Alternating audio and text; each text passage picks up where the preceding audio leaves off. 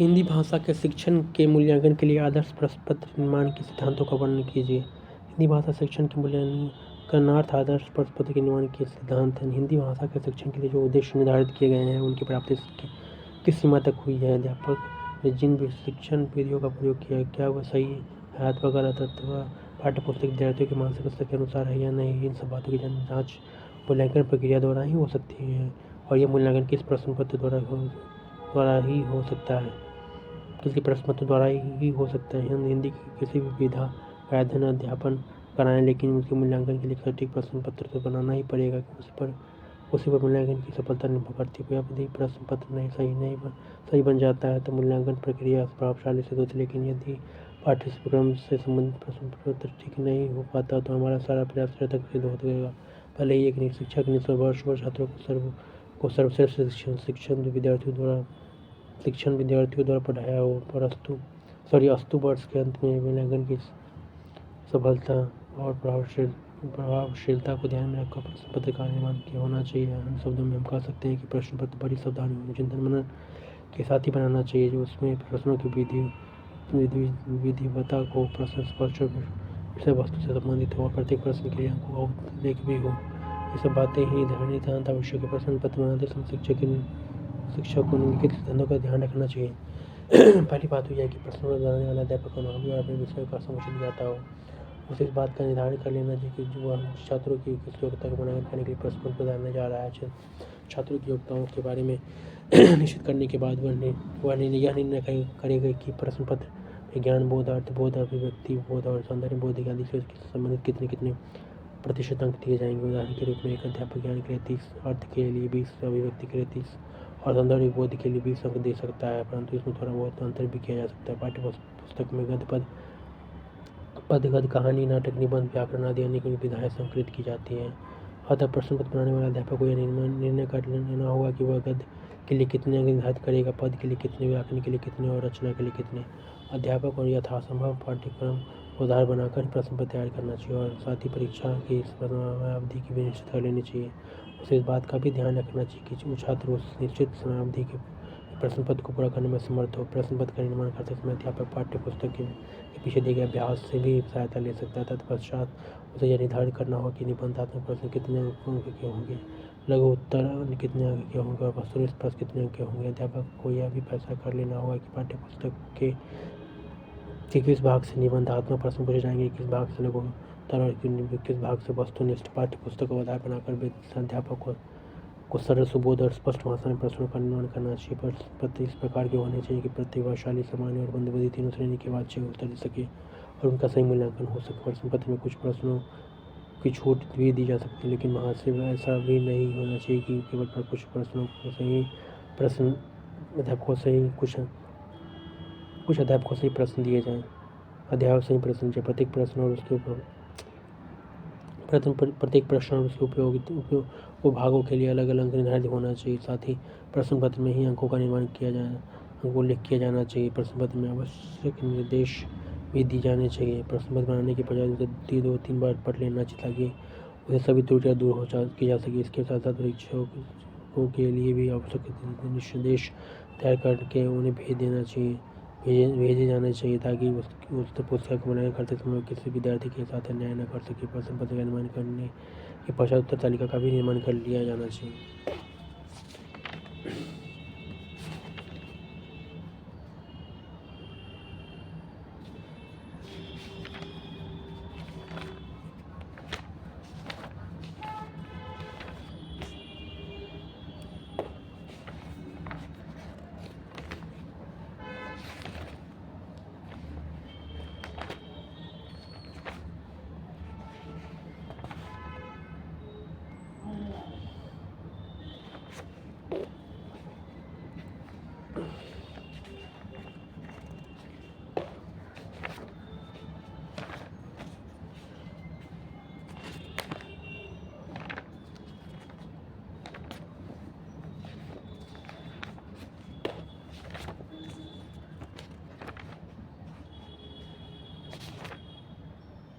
Thank you. सुलेख शिक्षण की विधियों को विवेचना कीजिए। सुलेख शिक्षण की विधियाँ। सुलेख शिक्षण की विधियों पर दृष्टिगत करने से पहले इस संबंध में कतिपय विधानों की बातों पर विचार कर लेना चाहिए। विद्यालय में छात्रों को पहले पढ़ाना सिखाना चाहिए और लिखना सिखाना चाहिए। इस विषय पर विधानों में मतभेद है। मैडम मोंटेसरी के विचारों में छात्र को पहले लिखना सीखना आवश्यक है, क्योंकि उसके मतानुसार पढ़ने की क्रिया का लिखने की क्रिया की अपेक्षा कठिन है। लिखने में केवल शारीरिक कौशल की आवश्यकता पड़ती है, जबकि पढ़ते समय मन पर नियंत्रण रखना और एकाग्र होकर अनेक क्रियाओं यथा लिखने, उच्चारण करने आदि में सामंजस्य स्थापित करना पड़ता है। मैडम मोंटेसरी के इस मत का अनेक विद्वानों ने विरोध किया तथा उन्होंने पहले पढ़ना सिखाने की आवश्यकता पर बल दिया, परंतु ये दोनों ही मत अपने आप में अधूरे हैं। वास्तव में इन दोनों मत के मध्य का मार्ग अधिक उपयुक्त है, जहाँ छात्रों को पढ़ने व लिखने की शिक्षण साथ चलना चाहिए, क्योंकि ये दोनों अन्योन्याश्रित हैं। इसमें कर्मेंद्रिय और ज्ञानेंद्रिय में सामंजस्य साबित होता है। सुलेखन शिक्षण की विधि वैसे तो अध्यापकों की मूल्य व्यवस्था पर आश्रित होती है, अर्थात छात्र लेखन शिक्षण की कौन सी अवस्था में है उसी के आधार पर विधि को अपनाना चाहिए। जैसे पहली अवस्था में बच्चों को लेखन कार्य की ओर प्रेरित करने के लिए रेखाएं, सिंचन अक्षरों व वर्णों पर अपनी उंगलियां या पेंसिल फेरने, भगवान में उंगलियों को सहायता से अक्षरों का आकार बनाने, बड़े बड़े आकार में छपे अक्षरों को कैंची द्वारा काटने आदि विधियों का उपयोग किया जा सकता है, परंतु सामान्य रूप में हम इन्हें विधि नहीं कह सकते। ये तो केवल साधनों के भिन्न प्रयोग है। अधिकतर विद्वानों में इन्हें लेख शिक्षण की 6 प्रणालियाँ स्वीकार की है जो निम्नलिखित हैं और जिनका अलग अलग विवेचन किया गया। अनुकरण विधि। इस विधि में प्रायः छात्र अपने शिक्षण का अनुकरण करके सुलेख शिक्षण का विकास करते हैं। यह एक प्राचीन विधि है। इसमें प्रायः शिक्षक संपट पर अक्षर को लिखकर अपनी बनावट को समझाते तथा छात्र बनावट का अनुकरण करते हैं इसके अलावा अध्यापक छात्रों की पुस्तिकाओं में केवल बिंदुओं के द्वारा स्पष्ट साक्षर भार देते हैं तथा छात्र बिंदुओं को मिलाकर अक्षर की बनावट को समझने का प्रयास करते। उदाहरण के लिए क, ख, ग, घ। इसके बजाय छात्र इन वर्णों को ध्यान में रखकर देखते ही बिंदुओं को पेंसिल चलाता हुआ इसकी बनावट को समझाता है। अनेक बार अभ्यास करने के उपरांत वह सीधे क, ख, ग, घ आदि लिखने का लग जाता है। कभी कभी अध्यापक छात्रों की पुस्तिकाओं में अर्थवर्णों यथा क, ख, ग आदि मोटे अक्षर में लिख देते हैं और छात्र उन अक्षरों पर पेंसिल कलम चलाकर उसकी बनावट का अनुकरण करते तथा इस तरह छात्र वर्णों की बनावट को पूरा अभ्यास कर शब्दों यथा खग, सब, हट, मकान, आराम, तिल्ली आदि की रचना करने लगता है और अंततः वो वाक्यों को यथा राम घर चल, पेड़ पर तोता बैठा है आदि की रचना करने लगता है। एस्ट्रोलॉजी की रचनात्मक विधि का प्रमुख आधार सरलता से कठिनता की ओर चलना। इसके पृथक्करण वर्गीकरण एकीकरण की क्रियाओं द्वारा अक्षर ज्ञान कराया जाता है। पृथक्करण के अंतर्गत शिक्षक प्रत्येक वर्ग को आड़ी, सीधी, तिरछी रेखाओं, आवर्तकाट आदि खंडों में विभाजित करके उनकी बनावट को समझाते हैं। इन वर्णों का ज्ञान कराते समय वह पहले वर्णों भ, भ, म आदि का शिक्षण देता है तथा उसके बाद वह कठिनाई की ओर बढ़ता है। इस प्रकार वह वर्णों का वर्गीकरण करके उनका शिक्षण देता है और इस प्रकार छात्र पहले सरल बाद में कठिन कार्यों की रचना को सीखता है। इसके उपरांत विभिन्न आकृतियों के वर्गों का वर्गीकरण करता है यथा कवर्ग, चवर्ग, टवर्ग, तवर्ग, पवर्ग आदि। मोंटेसरी विधि एक मनोवैज्ञानिक शिक्षण विधि है। इस शिक्षण विधि के अंतर्गत छात्र को कान, हाथ, नाक तीनों को सक्रिय करते हुए उनमें सामंजस्य करना सिखाया जाता है। इस विधि में बालकों को लेखन शिक्षा देते समय पहले प्लास्टिक या लकड़ी के अक्षरों को दिखाया जाता है और उस अक्षरों को बालकों को उंगली फेरने के लिए कहा जाता है। इससे बच्चे की उंगलियां संसाधित जाती है और वह अलग अलग वर्ग की बनावट को आसानी से समझकर उन्हें शिक्षण लिखने में सक्षम हो जाता है। इसके अतिरिक्त शिक्षक गत्ते के टुकड़ों पर वर्ण की बड़ी आकृति बनाकर उसे काट देता है। इस प्रकार गत्ते के टुकड़ों पर वर्ण के आकार का खाली स्थान रह जाता है। इस खाली स्थान को छात्र पेंसिल की भांति प्रयोग करता है और उसमें पेंसिल चलाता है। इस प्रकार एक तो अक्षर की बनावट समझने में सक्षम हो जाता है। दूसरी पेंसिल को पकड़कर उसके हाथों की मांसपेशियों को भी बनने निश्चित रूप से नियंत्रित होने लगती है। इसके उपरांत छात्रों को बिना गत्तों के टुकड़ों की सहायता से अक्षर रचना के लिए प्रेरित किया जाता है। सभी वर्णों की बनावट से परिचित कराने के उपरांत उसे दो वर्णों को आपस में मिलाकर उसके लिखने तत्पश्चात वाक्य रचना के लिए प्रेरित किया जाता है। मनोवैज्ञानिक व व्यवहारिक होने के कारण वह विधि अधिक प्रचलित है। टॉट विधि यह विधि छात्रों को अपने लेखन में सुधारने के लिए लेखन सुधार करने के लिए प्रेरित करती है।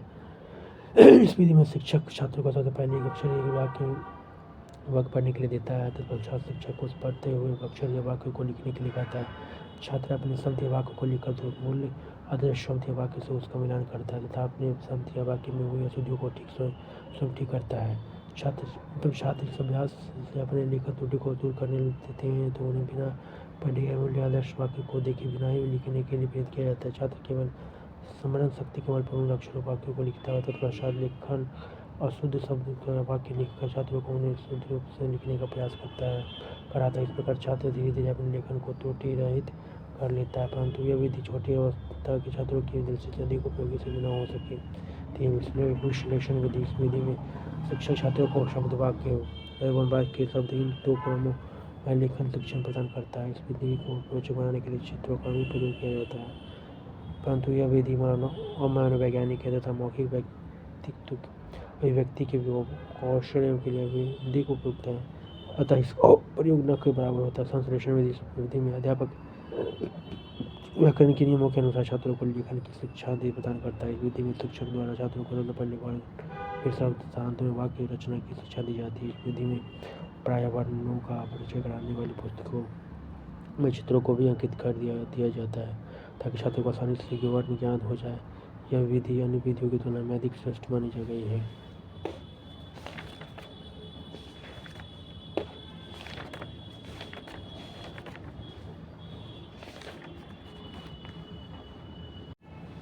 पाठ्य योजना क्या? पाठ्य योजना की अर्थ आवश्यकता में महत्व प्रकाश डाली। शिक्षण एक ऐसी प्रक्रिया जिसका श्रेष्ठ प्रतिफल उसी अवस्था में प्राप्त किया जा सकता है जब उसका क्रियान्वयन योजनाबद्ध तरीके से किया जाए। जैसे तो इसी जीवन के हर क्षेत्र में ही कोई भी कार्य योजनाबद्ध ढंग से किया जाता है, परंतु शिक्षण प्रक्रिया में योजना का महत्व और भी अधिक, क्योंकि शिक्षा का मूल उद्देश्य छात्रों का न केवल सर्वांगीण विकास करना है अपितु उन्हें भविष्य के आदर्श नागरिक बनने के रूप में स्थापित करना है। शिक्षा के क्षेत्र में वैसे तो अनेक योजनाएं मंत्रालय से लेकर विभिन्न बोर्डों निकायों विभागों द्वारा बनाई जाती है।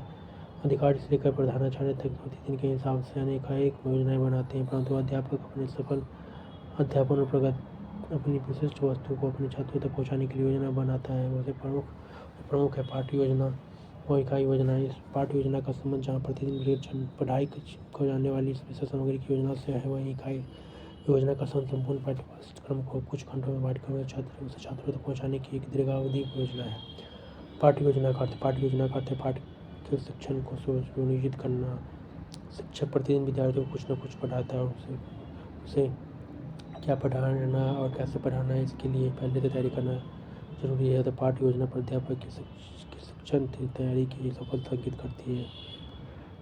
तैयारी की तरफ संकेत करती है। यह बात समझ लेनी चाहिए कि इकाई योजना और पाठ्य योजना यह बात समझ लेनी चाहिए कि इकाई योजना और पाठ्य योजना में अंतर है। पाठ्य योजना का क्षेत्र तो सीमित, लेकिन इकाई योजना का व्यापक। इकाई योजना का लाभांश पीरियड के लिए भी हो सकती है और पूरे दिन के लिए भी हो सकती है, परंतु पाठ्य योजना केवल एक अंश के लिए होती है। पाठ्य योजना का संबंध सुनिश्चित और संबंधित पाठ से होता है। यदि शिक्षक को वाचन कौशल का शिक्षण प्रदान करना है तो वो वाचन कौशल के लिए ही पाठ्य योजना तैयार करेगा। इसी प्रकार लेखन कौशल अथवा वाक्य के शिक्षण आदि के लिए अलग अलग पाठ्य योजना तैयार की जाएगी। मातृभाषा के रूप में हिंदी साहित्य पद और गद्य दो विधियों में विभक्त किया जा सकता है। गद्य की भी अनेक विधाएँ हैं और पद की भी हैं। उदाहरण के लिए कहानी रूप में कहानी, नाटक, एकांकी, निबंध, जीवनी, रेखांक, चित्र, संस्मरण आदि पत्र गद्य की कुछ विशेष उल्लेखनीय विधाएँ हैं। सभी विधाओं के लिए अलग अलग पाठ्य योजना बनाई जाती है, परंतु हमें यह भी नहीं भूलना चाहिए कि पाठ्य योजना एक साधन मात्र है, साध्य नहीं। आवश्यकता इस बात की है कि पाठ्य योजना की रूढ़िवादी परंपरा को त्याग कर प्रतिपाद विषय की पाठ्यपुस्तक को छात्रों तक पहुँचाएं। संक्षेप में हम कह सकते हैं कि अध्यापक की कला पीरियड के लिए शिक्षण की जो योजना बनाता है उसे पाठ्य योजना कहा जाता है। यदि पाठ्य योजना का वह शिक्षण समय इसी पाठ्य योजना का वह शिक्षण के समय अनुकूलन करता है। पाठ्य योजना शिक्षा के लिए निर्देश का कार्य करती है तथा शिक्षक शिक्षण सिद्धांतों को व्यावहारिक रूप प्रदान करता है। पाठ्य भाषा कौशल विकास भाषा शिक्षण कौशल के लिए तथा शिक्षण अभ्यास के लिए पाठ्य योजना नितांत आवश्यक। पाठ्य योजना के बारे में विद्यालयों ने कुछ परिभाषा दी है जिनका विवेचन इस प्रकार है। बीनिंग के अनुसार दैनिक पाठ्य योजना के निर्माण में उद्देश्य को प्रभावित करना, पाठ्य वस्तु का चयन, उसे क्रमबद्ध रूप से व्यवस्थित करना, प्रस्तुतिकरण की विधियों और प्रक्रियाओं का निर्धारण करना। पाठ्य के अनुसार पाठ्य योजना से तात्पर्य है कि बालकों ने क्या पढ़ लिया, आगे किस दिशा में उनके पथ प्रदर्शन का कार्य किया जाए और तत्काल क्या पढ़ाया जाए। उपयुक्त विवेचन के आधार पर कहा जा सकता है कि पाठ्य योजना शिक्षक के लिए अनिवार्य अध्यापक अपने दैनिक शिक्षण कार्य को कुशलतापूर्वक संपन्न करने के लिए जो योजना बनाता है उसे पाठ्य योजना कहते हैं। पाठ्य योजना की आवश्यकता और पाठ्य योजना के अर्थ को स्पष्ट करने हेतु दी गई विभिन्न विद्वानों की परिभाषाओं का अध्ययन करने के उपरांत यह स्वतः स्पष्ट है कि प्रत्येक अध्यापक के लिए पाठ्य योजना की महत्व आवश्यक। यदि वह अपने छात्रों का सर्वांगीण विकास और अपने शैक्षिक उद्देश्य को प्राप्त करना चाहता है तो पाठ्य योजना वस्तुतः एक ऐसी सतत और प्रभावशाली साधन जिसकी सहायता से कोई भी अध्यापक अपने शिक्षण में न केवल पूर्णता ला सकता है अपितु अपने शिक्षण को सफल भी बना सकता है। पाठ्य योजना की आवश्यकता महत्व को निम्नलिखित बिंदुओं के द्वारा स्पष्ट किया जा सकता है। पाठ्य योजना उत्तम शिक्षण में सहायता प्रदान करती है तथा इससे समय की बचत भी होती है। पाठ्य योजना से शिक्षण में आत्मविश्वास की वृद्धि होती है और वह शिक्षण कार्यों को विधिवत पूरा कर सकता है। पाठ्य योजना द्वारा शिक्षण को सहज, सार्थक, सशक्त और प्रभावपूर्ण बना सकता है जिससे शिक्षा के विद्यार्थी लाभान्वित होते हैं। पाठ्य योजना की सहायता से शिक्षक प्रत्येक कलांश के पाठ्य को संतुलित और व्यवस्थित रूप से प्रस्तुत कर सकता है। पाठ्य योजना शिक्षक को यह प्रेरणा देती है कि वह शिक्षण कार्य को नियमित और व्यवस्थित रूप से प्रस्तुत करे। ऐसा करने से शिक्षक दोषरहित बनता है। पाठ्य योजना के होने से कक्षा में शिक्षण के अनुकूल वातावरण उत्पन्न होता है। इससे शिक्षक को विद्यार्थी में चिंतन शक्ति का विकास होता है। पहले स्पष्ट किया जा चुका है कि पाठ्य योजना का निर्माण शिक्षण से पहले ही किया जाता है। इसलिए अध्यापक पाठ से संबंधित और पाठ्य के लिए उपयोगी सामग्री की व्यवस्था कर सकता है क्योंकि ऐसा करने से पाठ्य रोचक और प्रभावशाली बनता है।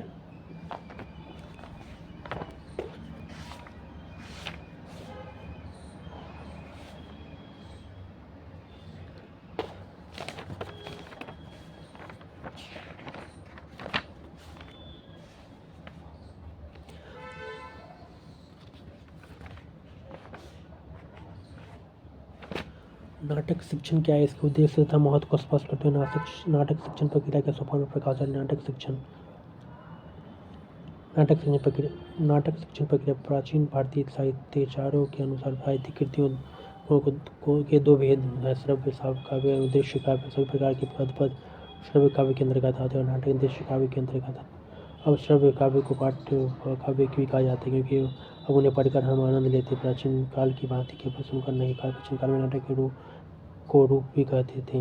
आचार्य भरत मुनि के अनुसार किसी भी व्यवस्था के अनुसार अनुकरण के नाटक कहते हैं। अवस्था से तात्पर्य साधारण जीवन की विविध परिस्थितियों से है। यह अनुकरण आंगिक, वाचिक, आहार और सात्विक 4 प्रकार का होता है। नाटक का अभिनय होना आवश्यक है। अभिनेता के लिए पत्रानुवाद, संवाद या कथोपकथन। इस अभिनेता एवं कथोपकथन की विशेषता क्या है? नाटक अन्य कथा, काव्यों, उपन्यास, कहानी आदि सभी ने आचार्य भरत के अनुसार नाटक का प्रयोग है जिससे किसी प्रसिद्ध ऐतिहासिक कथा, कल्पित कथा के आधार पर नाट्यकार द्वारा रचित रूप के अनुसार नाट्य प्रयोक्ता द्वारा प्रशिक्षित नट रंगमंच पर अभिनय और संगीत की सहायता से दर्शकों के हृदय में रस उत्पन्न करके उनका मनोविनोद करते हैं और उन्हें उपदेश तथा मन शांति प्रदान करते हैं। तब उस प्रयोग को नाटक या रूपक कहते हैं। नाटक में समस्त कार्यों कलाशों का समावेश माना गया है। काव्येषु नाटकम रमस्य। प्राचीन भारत में नाटक साहित्य की बड़ी उत्पन्नत और उज्ज्वल परंपरा मिलती है। कालिदास और भरत मुनि के नाटक काव्येषु साहित्य में अति अप्रतिम स्थान है, पर यह परंपरा हिंदी साहित्य में नहीं विकसित हुई। 19वीं शताब्दी के उत्तरार्ध में भारतीय में नाटक साहित्य की रचना का श्री गणेश किया। 20वीं शताब्दी के पूर्वार्ध में जयशंकर प्रसाद ने उसे विकसित कर उत्तम कलात्मक रूप दिया। आगे चलकर श्री हरिकृष्ण प्रेमी, सेठ गोविंद दास, गोविंद वल्लभ पंत, उदय शंकर पंडित, भट्ट लक्ष्मी नारायण मिश्र आदि ने हिंदी नाट्य के साहित्य की ओर आगे बढ़ाया। साहित्य नाट्य शिक्षण के उद्देश्य मानव मन में अंतर्भूत आत्म प्रदर्शन, आत्म प्रकाशन अनुकरण की भावना को क्रियात्मक एवं कलात्मक दोनों रूप देना, असंतोष का भाव अनुभव करना, असंतोष का भाव उत्पन्न करना, विविध मनोभावों का उदात्तीकरण, मनोरंजन के साथ साथ मानव प्रकृति एवं चरित्रगत विशेषताओं से परिचित कराना, विभिन्न परिस्थितियों में मानव व्यवहार का परिचय, संवाद एवं अभिनय कला में कुशलता प्राप्त करना, अभिनय के साथ साथ सहायक रूप में संगीत, नाट्य आदि कलाओं के प्रति अनुराग और उसमें दक्षता प्राप्त करने की प्रेरणा, रंगमंच पर अभिनय शुद्ध उच्चारण, प्रभावपूर्ण कथन तथा भाषा की योग्यता का विकास, भावानुकूल बोलने और पढ़ने की दक्षता की बढ़ाती, अभिव्यक्ति की योग्यता का विकास, निरीक्षण एवं कल्पना, बोध एवं विवेचना की आदि शक्तियों का विकास, साहित्यिक, कलात्मक और सृजनात्मक विकृतियों का विकास, नाटक शिक्षण का महत्व, नाटक आध्यात्मिक रचना होते हुए भी नाटक से गद्य से भिन्न है। उसमें शैलीगत विशेषताओं के कारण रागात्मक अंश विशेष रूप से आ जाते हैं। नाटकों द्वारा मानव प्रकृति तथा एवं चरित्र से अवगत होने का अवसर मिलता है और विविध परिस्थितियों में उन अवसरों को व्यवहार, शिष्टाचार, आदत एवं आचरण की रीति का भी परिचय प्राप्त होता है। मानवीय भावों का प्रदर्शन नाटक के माध्यम से जितना प्रभावपूर्ण होता है उतना और किसी माध्यम से नहीं होता, और इस कारण नाटक पढ़ने या लिखने से भावों का उद्रेक भी उतना ही तीव्र होता है। संवादात्मक शैली के कारण नाटक शिक्षण द्वारा बालकों को भाषा प्रयोग की एक विशिष्ट शैली से परिचित होने का अवसर मिलता है। किस प्रसंग और किस अवसर पर किस प्रकार के भावाभिव्यक्ति अधिक प्रखर और प्रभावपूर्ण हो सकती है, इससे बालक अवगत होता है और उनकी भावाभिव्यक्ति की योग्यता विकसित है। बातचीत, भाषण, उत्तर प्रत्युत्तर के प्रभावपूर्ण ढंग से परिचित होने पर बालक उस प्रकार की भाषा के प्रयोग का प्रयत्न करते हैं।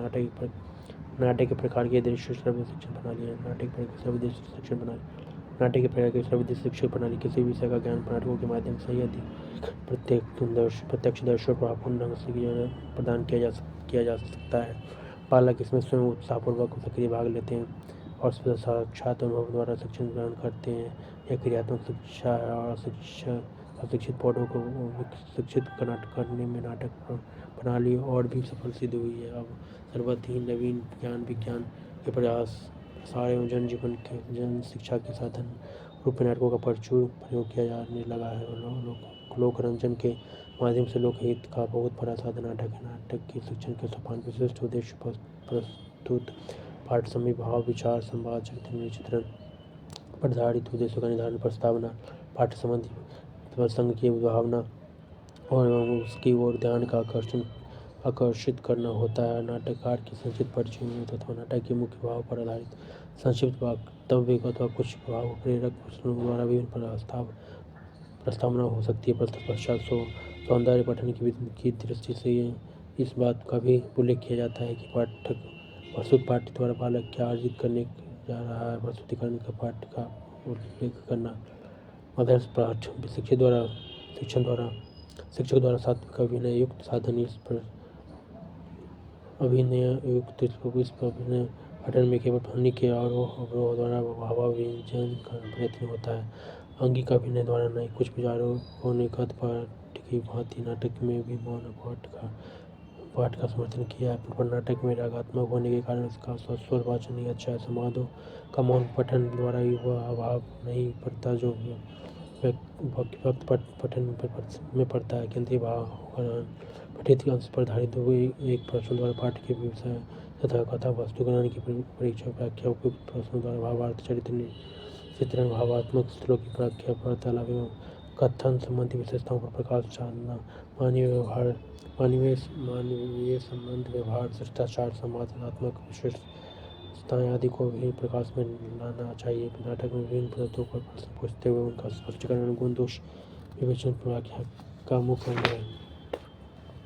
पाठ्य अभिनय अंत में पूरे पाठ का अभिनय छात्रों द्वारा बातचीत रूप से होगा। शिक्षक के निर्देशानुसार छात्र द्वारा अपने पठन में किंचित भाव का भी अवलंबन किया जा सकता है। शिक्षक छात्रों को बता देता है कि कौन छात्र किस पात्र का अनुवाद पढ़ेगा। छात्रों को निर्भीकों के साथ विवेकता के साथ संभाषण या संवाद प्रस्तुत करने के लिए इस प्रकार अच्छा अवसर मिलता है।